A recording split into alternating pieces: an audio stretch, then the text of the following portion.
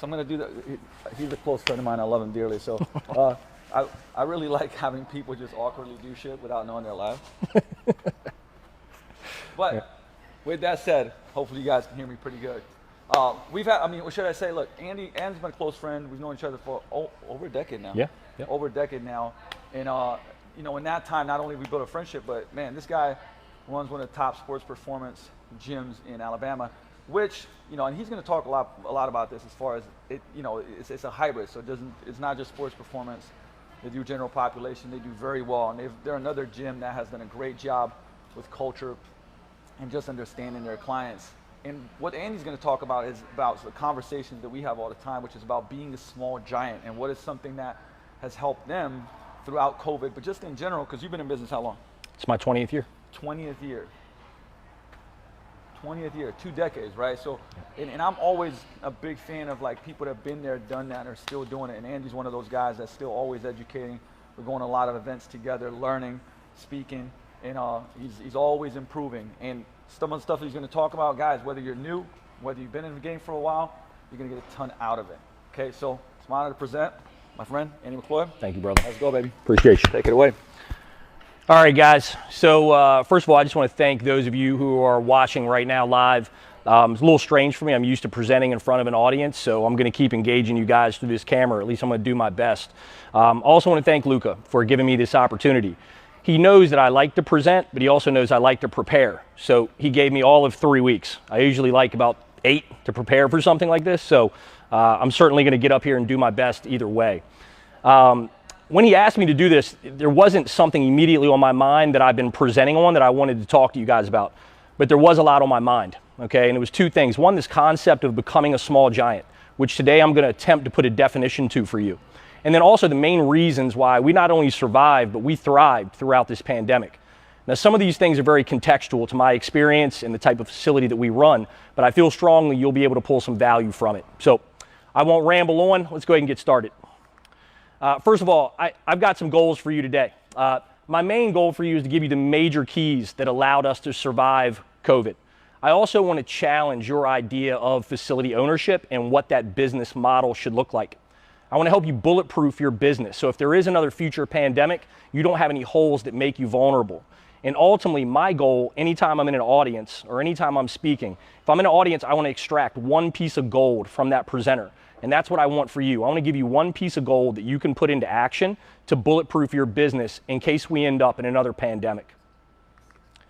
So this is kind of the obligatory about me page. I don't really like these things, but you can read some stuff here. But like Luka said, I've been in business over 20 years. I run BCI Sport Performance in Madison, Alabama. We work with athletes from 7 years old all the way to professional sports, and we work with professional athletes in just about every major sport. We also work with some high-level military operators as well. We've been doing this thing for a long time, and we've always built our gym around this concept of being a small giant. So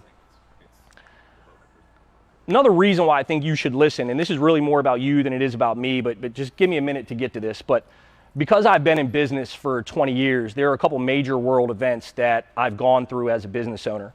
The first one obviously being 9/11.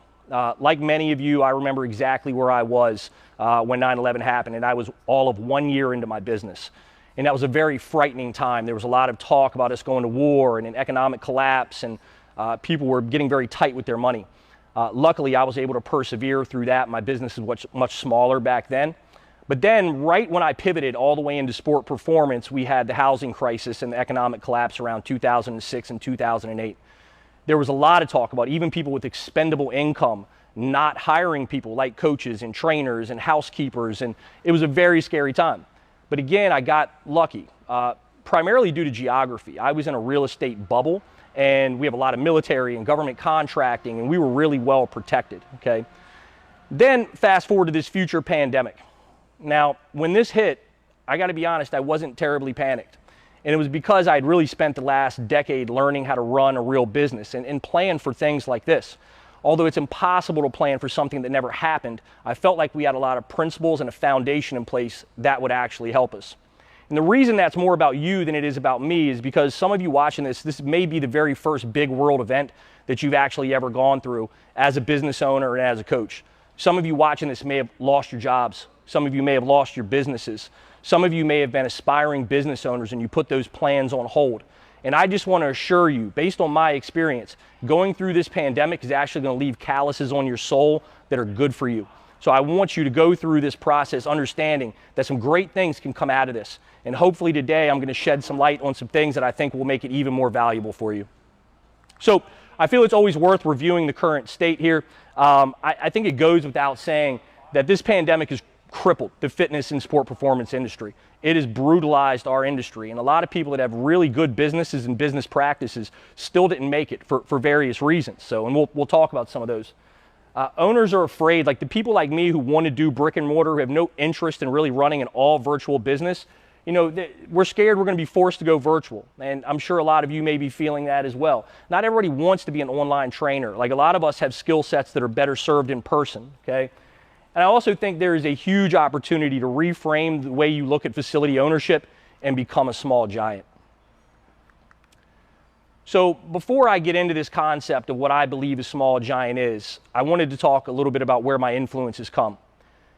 See, I never really wanted to run a really big, fancy facility that had 100 yards of indoor turf and brand new, perfect equipment. That just wasn't what I wanted, and that had to do a lot with my influences. Guys like Joe DeFranco and Jay Ferrugia, they were running these garage gym style facilities. They were training NFL athletes and other elite athletes, and that's what I wanted. I wanted to develop this underground facility that was small, highly trained coaches, worked with highly qualified athletes. And essentially that's what we've replicated. So as I've gone through this process, this idea of staying small has always appealed to me. And then a couple years ago, I read this book called Small Giants. And it's a study of certain businesses that decided to stay or decided to be great instead of going big. Some of the businesses that they actually study are like Danny Meyer's business, which Luka has talked a lot about in his book, Setting the Table. They talk about Cliff Bar, which they also have a great book about their story, which I think everybody should read. But they talk about this company, Zingerman's Deli. And I've been infatuated with Zingerman's since I found out about them. Zingerman started out as a small deli in Ann Arbor, Michigan. They eventually opened a coffee shop, a bakery, restaurants, and then spun that eventually into training services for business practices. They stayed small. Now, small means about 300 million. I believe that's what their revenue intake was. And Forbes, I believe, defines a small business by 500 million and under. So we're much smaller than that. But these guys have stayed true to this model and a lot of the things that I'm going to talk about today and have been a great influence on me and my business. So we're going to start off talking about now what I believe makes a small giant. And I almost didn't put this slide in because I really do believe revenue is a poor marker of how to define a small giant. But most of the businesses that I talk to, they fall in this range. They're around 250K to $1 million a year. Now, I believe that's what's, if you're in that range, which just so happens 90% of people in our industry are in that range, you can run this model. But if you're not making that much money or you're making more, I'd still have you consider that this model has legs. So while revenue is not a good indicator of what a small giant is, the good thing is I believe most people in our industry fit into this model. The next thing that a small giant does, they run a lean machine. They don't have a lot of frivolous expenses. Now, I got a story I'll tell you here in a minute because it actually happened yesterday. This is an example of what I mean.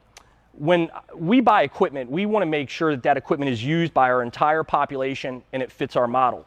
Because of that, I haven't been a big fan of machines.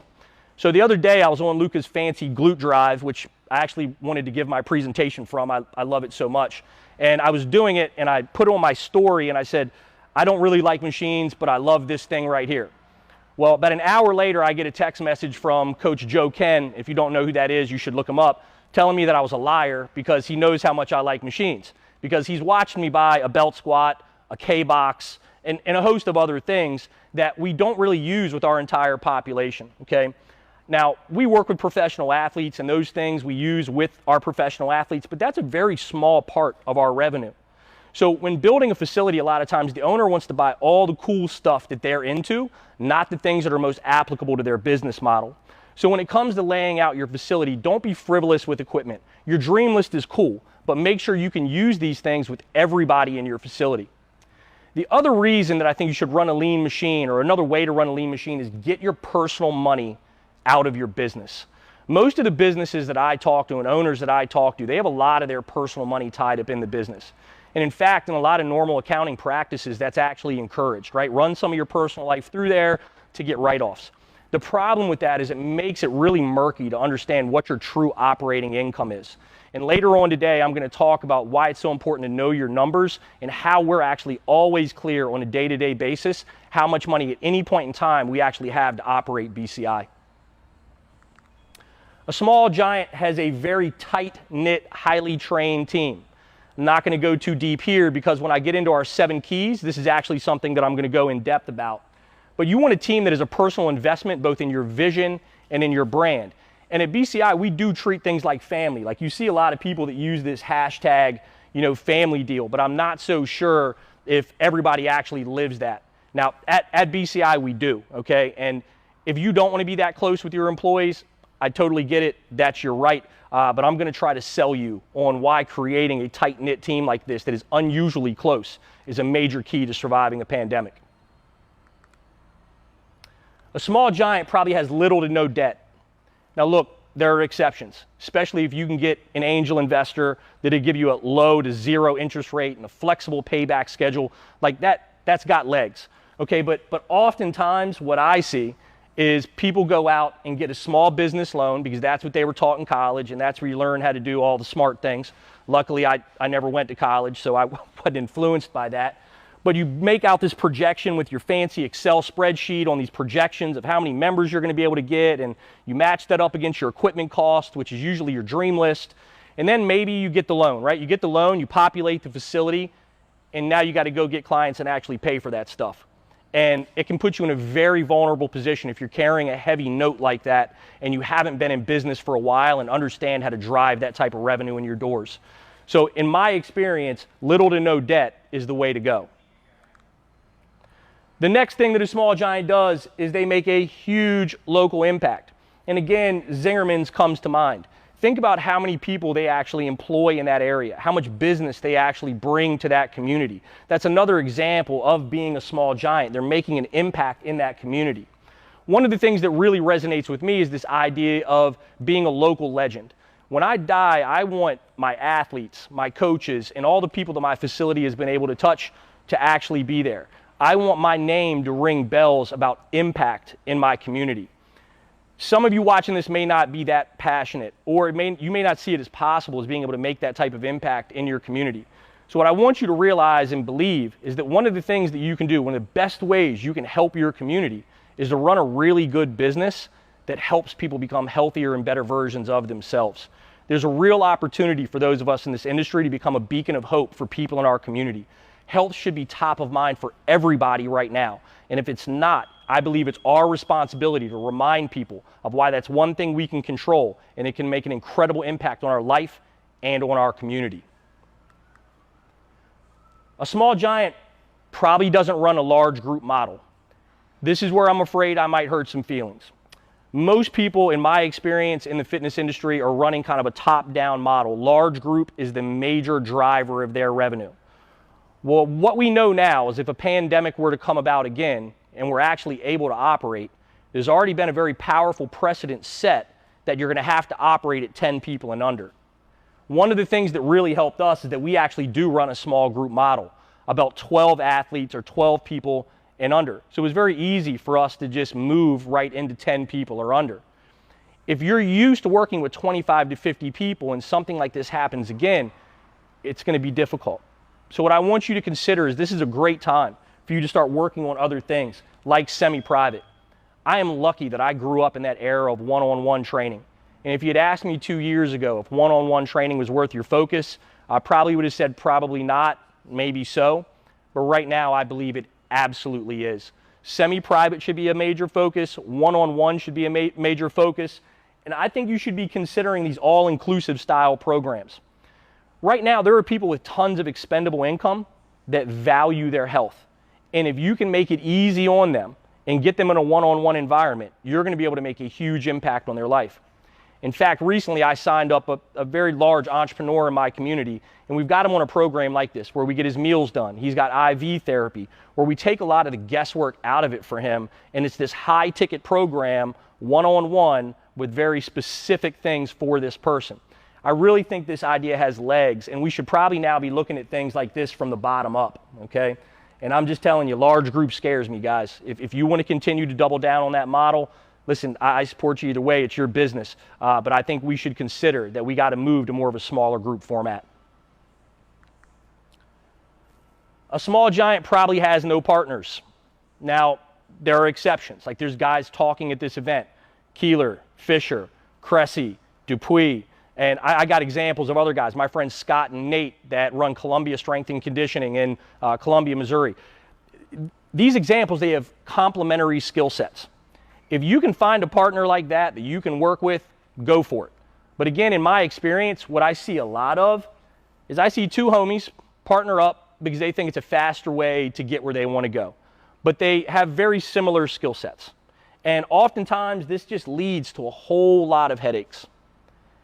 Again, I hope I don't hurt anybody's feelings when I say this, but if you're a coach and you're wanting to open a business, if you can't save up the cash to do that, you're probably not ready to run a business. You probably don't need as much money as you think. I opened BCI with about $30,000 in cash and then another $20,000 over the next 5 years.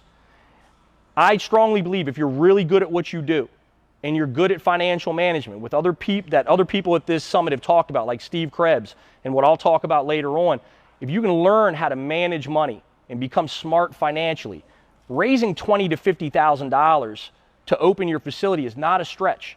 You just have to know what to do and know how to keep that money that you make. So a small giant is probably clean as fuck. So full transparency, if you had asked me this a year ago, I would have told you it didn't make a big deal or it wasn't a big deal. I had a lot of evidence that it didn't matter. We had never had anybody not sign up because they thought our facility was dirty or wasn't painted well or any of those things. At least we never had anybody tell us that. But when the pandemic hit, I was walking around my own facility and I would see dust in a corner and think, man, we can't have members walk in here and see this, because I knew that would be triggering to them.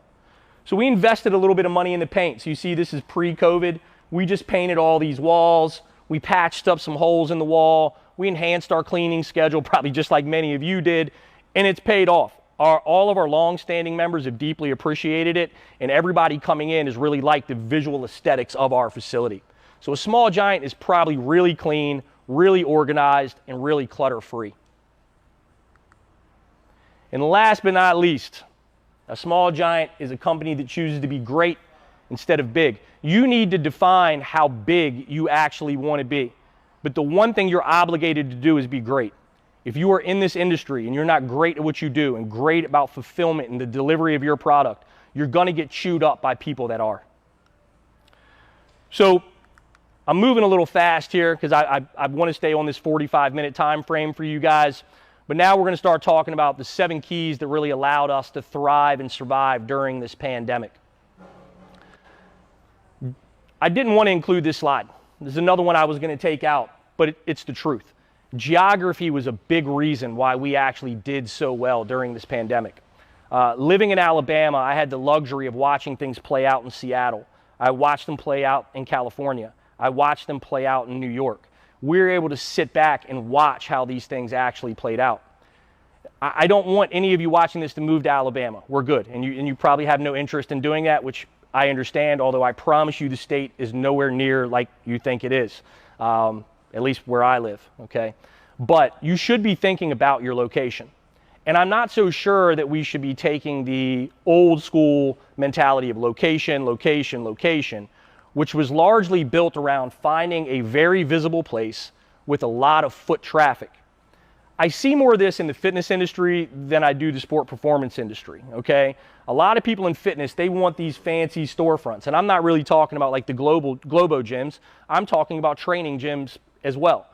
I think if you have a location like this, you're really vulnerable because the cost of being in some of those places is significantly higher than if you can find some flex space or some warehouse space.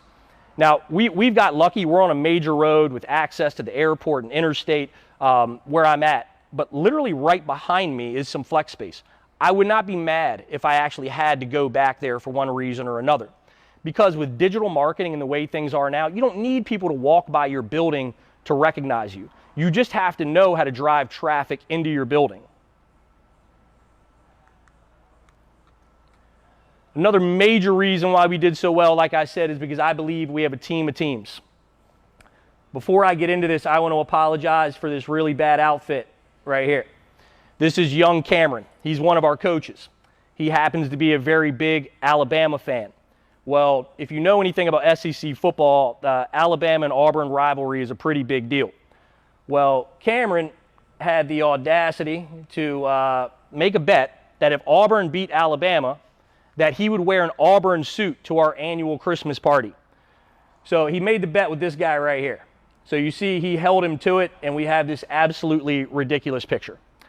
But the other thing about Cam is, like, Cam grew up in our program. He was actually one of our athletes. And when he had the opportunity to go off to college, he came to me and said, hey, look, I don't want to go off. I want to go to school local here, and I want to work for you guys.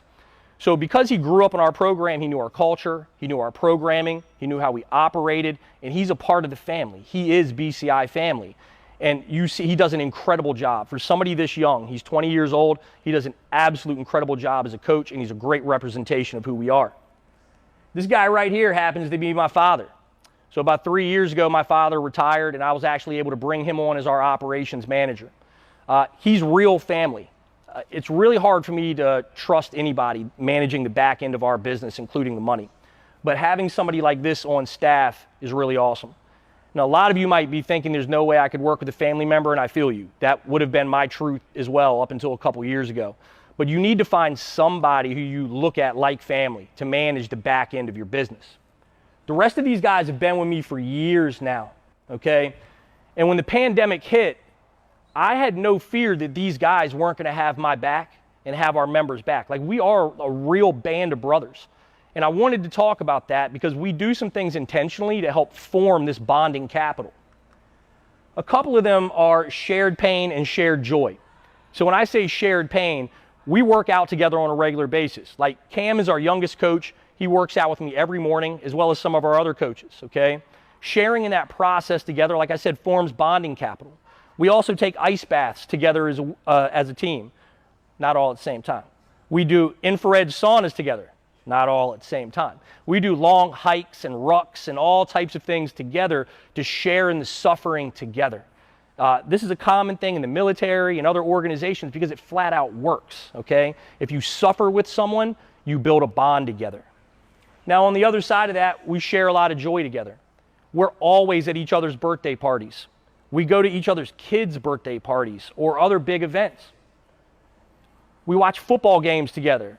Well, I should say they watch football games together. I haven't done a very good job of watching football in the past couple years, but my team always gets together and watch games together. And they even have their own fantasy football team, which I refuse to participate in.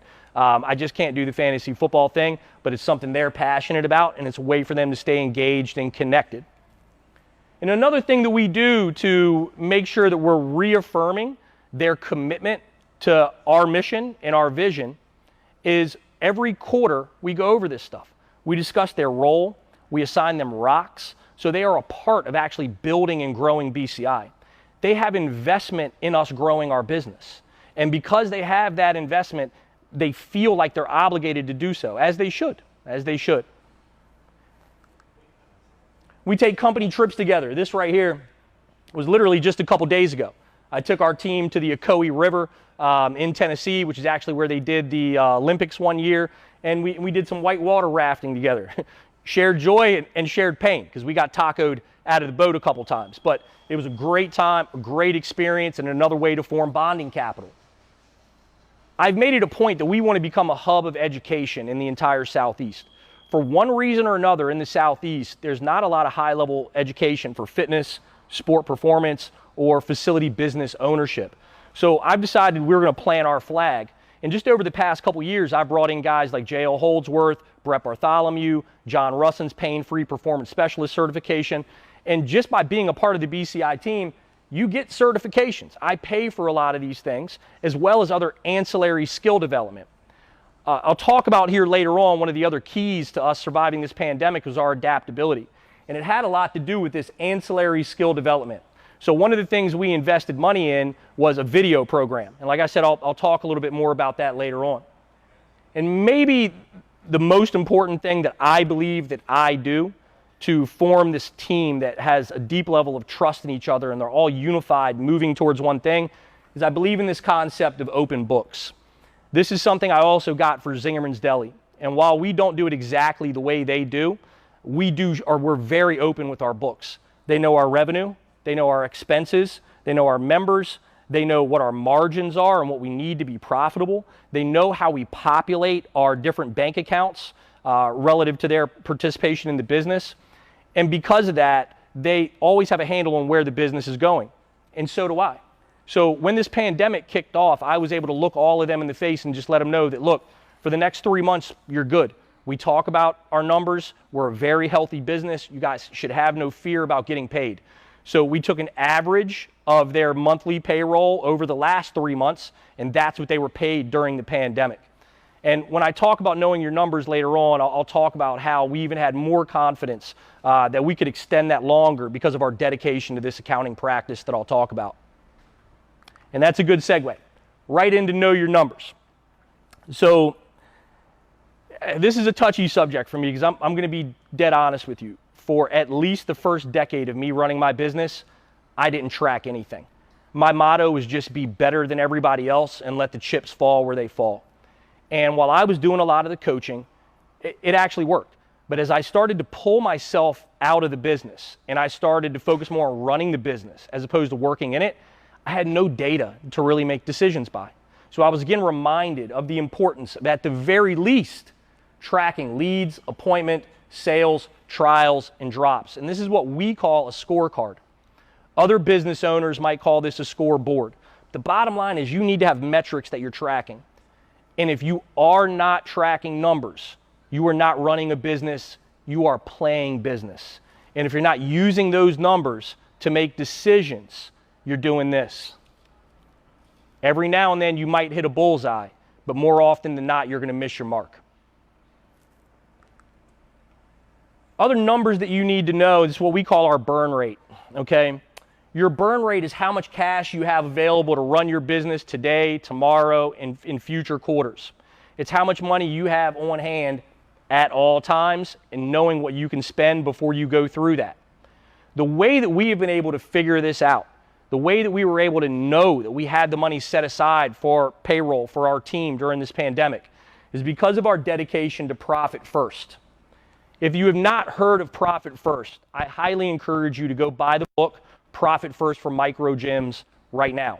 The CPA firm that I actually work with, the owner, John Billings, actually wrote that book, okay? Now, I heard about Profit First probably 6 or 7 years ago. 6 or 7 years ago, I started hearing about it, and then I went to an event that Mark Fisher was putting on. And Mark talked about how they run Profit First. So I reached out to him to ask him, is it really worth it? Now, mind you, I'm going to be honest with you, like, numbers are not my thing. So if you're a coach and you're a trainer, you're like, numbers aren't my thing. Let me assure you, I was the same guy. I didn't like talking about it. It concerned me. It worried me because it was all murky. I didn't know how to read a P&L statement. I didn't know how to really look at my numbers the right way. I had this one bank account where everything went in, and I didn't know how it all fit. So after talking about Mark about how it cleared up some of these things, we decided to push all the way in. So we hired a Profit First professional. The Profit First professional that we work with is almost like a CFO from afar. Not only does she help me keep our money tightly tucked away in these very neat bank accounts, but she helps me make decisions based on these numbers because of how long she's been running this system. And one of the things that I really liked about it is it reminded me of the old Dave Ramsey envelope system. I don't know how many of you guys are old enough to remember that or if you've read his stuff, but you've got an envelope that you put cash in for gas and an envelope for your spending money and your groceries and these things. This is very similar, but just with bank accounts. So we have one big income account. This is where all of our money actually flows in each month. Now, based on historical data, communication with our Profit First professional, and upcoming things we're pre-planning for, we allocate target percentages of that revenue to each of these boxes. So we know the percentage of our revenue it takes to actually operate our business, which is the OPEX account. Our payroll account is constantly populated. We pre-plan for tax. Now, I can't see any of you right now, but do me a favor. If you get a little bit nervous around tax time, drop something in there, a thumbs up, or something, hit the like button, Because in my experience talking to a lot of coaches and business owners, that's when the pucker factor kicks in. When they don't know how much money out of their bank account they're going to have to unload for their tax burden. Well, running Profit First, I have absolutely zero worries about this. We are always pre-planning for taxes, and we know exactly how much money we have on hand to cover this. Owner pay. I talked earlier about the problem with a lot of people having their personal money tied up in their business and how it makes it really hard to understand their true operating income. Well, if you have an account for owner's pay and you know what your needs are, not necessarily your wants, you know what your needs are, you can allocate part of your revenue towards that and make sure that you're paying yourself your worth. It kills me when I talk to a business owner who's been in business 5, 6, 7 years and they're still not taking home a paycheck that actually meets their demands and allows them to live the lifestyle that they actually want to live. Again, with Profit First, you might have figured this out by the name, you actually take your profit first. It's not income minus expenses equals profit. You take your profit quite literally up front. And there's a whole strategy of what to do with that money, which I'm not going to elaborate on. I would highly suggest that you buy the book Profit First for Micro Gyms.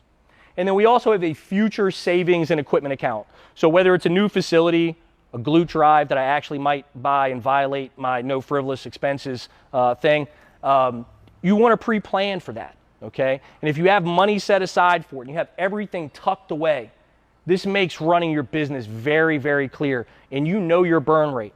You can actually log into your bank account and look at that operating account and say, should I make this decision or not? Because you don't have all these other things cluttering up your decision making. So I highly suggest, if you need a nudge, this is it. Look into Profit First. Other numbers I think are worth knowing. There's a lot of data out here about this. My marketing guy, Mike Salvietti, Mark Fisher, a host of other people will tell you that the attrition rate that most businesses run is around 1 to 3%. Talking with other people, I believe it's more like 3 to 5%. And if you're looking at this on a monthly basis, it can help you figure out what's going on in your business. The number one problem I hear from people is, I need more leads. I need more leads. I need more leads. When I think people think they need more leads because leads become appointments, appointments become sales, sales become revenue on the books, right? But a lot of times people have a desire to get more clients because they keep losing the ones they already have. So if you can keep your clients and manage attrition, you shouldn't feel the pressure. And I'm not saying you shouldn't be marketing and driving leads in your door, but you shouldn't feel the pressure to get so many sales if you're holding on to the people that you serve. And I don't know where I got this number right here. I wish I could figure out who gave me that, but literally for almost a decade I've been living by this, where our payroll is never more than 30% of our total revenue. Now, like with everything, there are some contextual differences between how people organize and run their business. One of my mentorship clients, he's got 2 people that are in a revenue share with different programs that they have. For him, it would be impossible to keep it under 30%. But for many of you, especially if you're just starting a business, that's a great target to make sure that you've got enough revenue left over to actually run your business and grow your business. And last but not least, which I won't go too deep into on Know Your Numbers, is you need to develop the bag. I heard Krebs talk a lot about this, so I won't go too deep into it. But if you don't have 6 months of personal income banked away, again, you're going to be incredibly vulnerable. And you should be automating this stuff. I heard Krebs mention some really good books, and I thought I'd throw one out there too, and that's Ramit Sethi's I Will Teach You How to Be Rich. His conscious spending plan is something that I've tweaked. It's what I use to manage my own personal money. And I tell you what, if you have 6 months of business expenses plus payroll put away, you're a unicorn. There are very few businesses in our world who actually have this, okay? Actually, there's very few that have 2. But if you have 2 months packed away, you're better off than most, and you're also not as vulnerable as somebody that just empties that account and reloads it every single month, and they've got nothing tucked away. So you need to develop the bag. Next is adaptability. All right, now, before the pandemic hit, if you had asked me about video, I would have given you a whole lot of stories and reasons why we can't do video. We're not good at it. I'm not very technologically sound. I don't have anybody on staff that's really good at it. Now, I recognize this is a weakness, and one of my friends, Christopher Pirelli, runs a company called Pixel Mob, and they started a video training business teaching knucklehead meatheads who aren't very good at technology how to use iPhones and develop promo videos and things of that nature. So I put young Cameron, he's the one with the really bad suit, if you don't remember, I put him into that program. And 3 months later, when the pandemic actually kicked off, is when he had just finished that program. So we were able to use everything that he learned to spin our entire business online within just a couple weeks, delivering live workouts that were streamed, and then also delivering follow on your own workouts via a private YouTube channel that we put up for our members. If we had not invested the money in video skills, man, we would have been in real trouble, okay? So you need to be adaptable and think about how to actually do this. And I wanted to talk a little bit about myself here. Again, I had stories just like you do about why I couldn't use technology. I couldn't use these apps that people are using to deliver workouts. I couldn't use Google Drive and spreadsheets for accountability check-ins. But all of a sudden, when my back was against the wall, I started to figure out how to do this stuff. And right now, I am heavily focused on those two things. I'm a little embarrassed to say I just started using Google Drive because it's been so phenomenal, but learning how to use Google Drive, learning how to use these apps to deliver workouts is something I'm really focused on. Because if we end up in another pandemic, this is our go-to strategy. This is what we're gonna have to do. We're gonna have to deliver workouts this way because I see a lot of holes in the way that we did it through private Facebook groups and YouTube channels. So you should be being adaptable by exposing yourself to more technology that's going to be applicable in case of a future pandemic. The next thing is, I don't think you should marry and implement. You're not very adaptable if you just use barbells. If your gym is built around barbells and we end up in another pandemic, you better hope all of your clients have barbells at home. You better have a nice truck that you can load a bunch of barbells and plates into to meet people outside. You're very vulnerable if you're building it around one weapon or tool, unless you're a kettlebell guy. Kettlebell guys that have built their business around kettlebells did phenomenal during this time. Their members were exposed to it. They were competent at these exercises. So there wasn't a lot of spin up they had to do to start getting these workouts out. They already had their one tool. So even if you are a barbell driven gym, you should probably start incorporating some of this stuff, kettlebells, sandbags, other odd implements, just to be more adaptable in case of another pandemic. It doesn't mean that you're punting your belief that the barbell is the best tool, but it is preparing yourself and your members to be more bulletproof. And I thought I'd share this too about Barry's. I'm gonna be honest with you, I don't know a lot about Barry's Boot Camp, but I heard this story and I thought it was cool. So Barry's Boot Camp has been selling since, probably even before the pandemic kicked off, these kits where it's like one of those peanut Swiss balls, some bands, and some other stuff, right? I think it had like a slide, like a valve slide type of deal. Well, that was very easy. So if they got shut down, all their members could just get one of those kits and participate with them from home. But one thing I thought was really cool that they did, and if any of you guys know about Barry's, or maybe some of you work for Barry's, you can let me know if I'm right or wrong on this, but I heard they started selling these red lights to their members. Because apparently Barry's has this red room workout or something along those lines, and that's a part of their culture. So for a way to get people to bring some of their culture home, they started selling and giving away these red lights that you could just screw into your fixture at home. So while you were doing your workout at home, you felt like you were still a part of that culture. Now, I don't have any great ideas about how to do that for my own business yet, but it's something that will be top of mind for me. How can we take our culture and make sure that it makes it back to the comfort of our client's living room or their garage gym? Another huge thing that helped us is that we have very deep community connections. It's funny, I was just talking to the guy here that's helping me with video about the Chamber of Commerce. He just got back into the States and started a business, and one of the things that he did is he went immediately to the Chamber. Now, listen, the Chamber is not going to build your business, okay? But it is a great place to connect with other like-minded business owners and find people that can help you. If you're not doing that, I highly suggest you do. It's also a great positioner if you're good. In 2018, we were the runner-up for the best small business in our entire town. Not just fitness business, best small business, period. That's allowed us to market that and position ourselves as the best fitness business in our market. There's also local leadership groups and entrepreneurial groups that you can be a part of. I'll talk here in a little while about why being connected with entrepreneurs is so powerful when you go through this. You're able to share information and ideas and way to cope with these type of things. I wanted to bring up my relationship with our bank. I chose very intentionally to go with a local small bank for our business. I just assumed it would be easier for me to get money if I ever needed it, okay? Well, it really worked to our benefit because the president of the bank that we use is actually a member of ours on the adult fitness side. So when I first heard about the PPP loan, I was able to pick the phone up, make a direct call to her, and we were literally one of the first people I know of that actually got populated. There were trainers in my town who banked with Bank of America and other large banks who didn't even get populated. They didn't make the second round either. My relationship with this bank was a major reason that we got our PPP.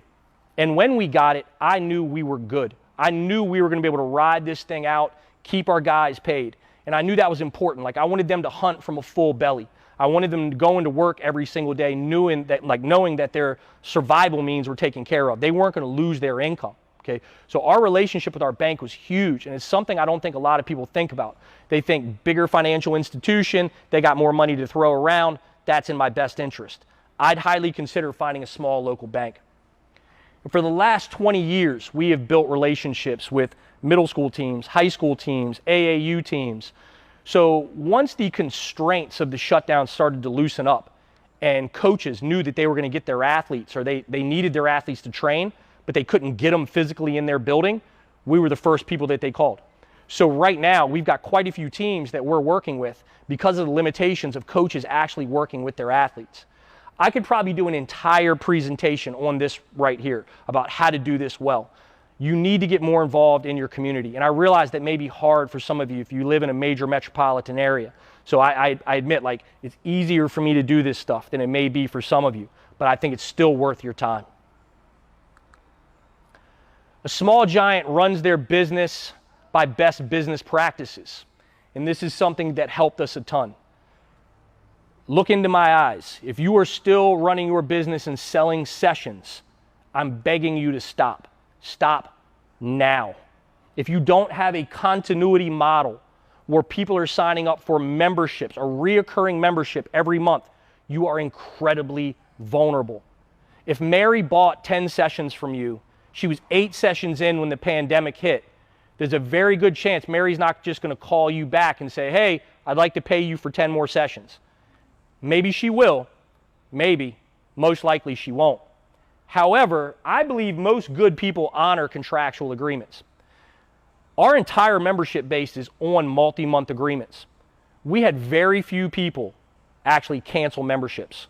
We had a few, and we had some holds, so this isn't a perfect strategy, but that doesn't exist, okay? But if you actually have a continuity model where everything is done by membership and you're moving people into long-term contracts, whether that's 3 months or 12 months, you're in a much better place to survive any type of future shutdowns.